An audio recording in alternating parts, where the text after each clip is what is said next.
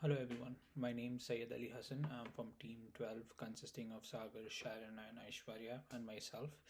Today I'll be sharing how we as workers can implement ethical practices in our daily work. I will focus on the practical steps we can take each even when the top management is slow to react. From the article, can we decrease unethical behavior at work? The role of ethical culture and collective moral identity by Marilla Mascat, Juliana Barrios, and Francisco J. Garcia. I'll also illustrate these points using real world examples from scandals like Wells Fargo 2008, debt crisis, and the Enron scandal that were covered in our lectures. The study investigates how ethical culture, its strength, and to a lesser extent, collective moral identity impact unethical behavior within the organizations. Uh, the key finding is that a strong ethical culture defined by clear values and expectations that every team member agrees on significantly reduces unethical conduct. Uh, the degree of agreement among the team members vary. Consistency is the key, basically. For example, look at Enron. Although Enron portrayed itself as an industry leader, its executives prioritize aggressive profit making over transparency and accountability.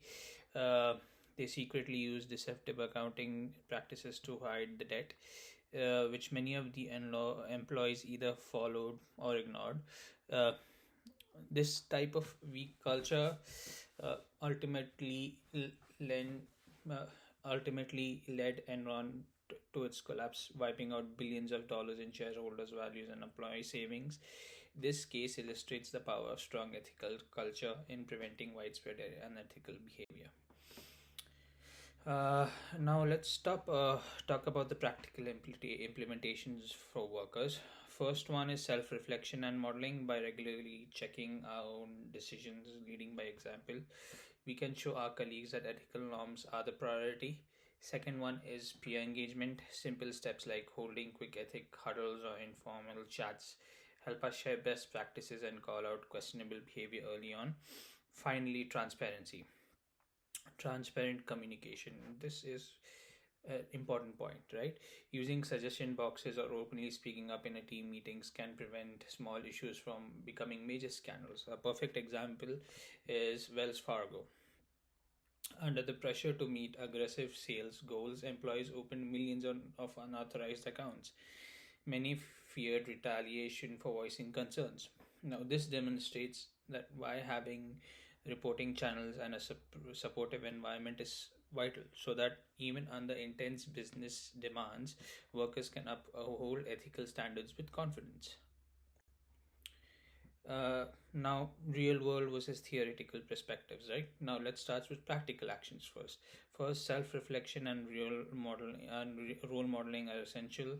It begins with each of us embracing our good values and setting good examples through our behavior. For instance, I make a point to evaluate my actions daily, ensuring that they align with my core principles. Second is engaging the peers is crucial. I encourage the idea of holding informal ethical discussions, setting up regular ethic roundtables. Imagine a monthly meeting where team members share their dilemmas, exchange best practices, and support each other when ethical issues arise. This helps in building a supportive environment from ground up. Moving on, even though organizational leadership is crucial, we as workers can still drive change from the bottom. Consider the 2008 lead up to the debt crisis. At that time, many in financial firms were packaging risky subprime mortgages as profit-making investments, while top executives largely ignored or dismissed concerns.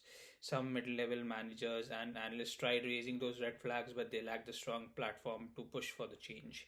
Imagine if employees had cross-functional ethics champion groups that could voice concerns collectively and create pressure for the change. This bottom-up initiative could have potentially highlighted the risk taking early, mitigating the crisis the lesson here is without complete leadership support, grassroots actions can make significant difference in promoting ethical standards.